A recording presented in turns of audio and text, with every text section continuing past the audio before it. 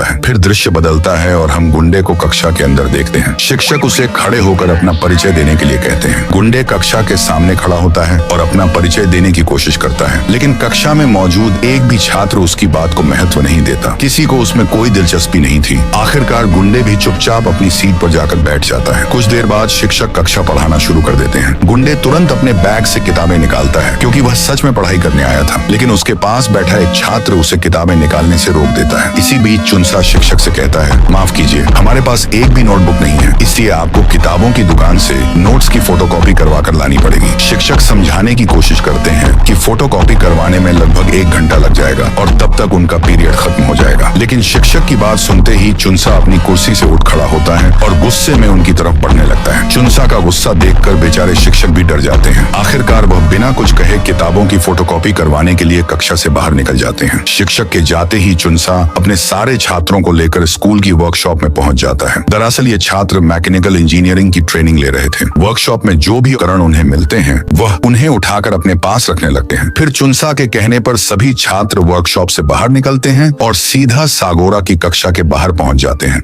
उस समय सागोरा की कक्षा एक महिला शिक्षिका पढ़ा रही होती है, लेकिन जैसे ही सागोरा और उसके दोस्तों की नजर चुनसा और उसके समूह पर पड़ती है, वह बिना किसी परवाह के कक्षा छोड़कर बाहर आ जाते हैं।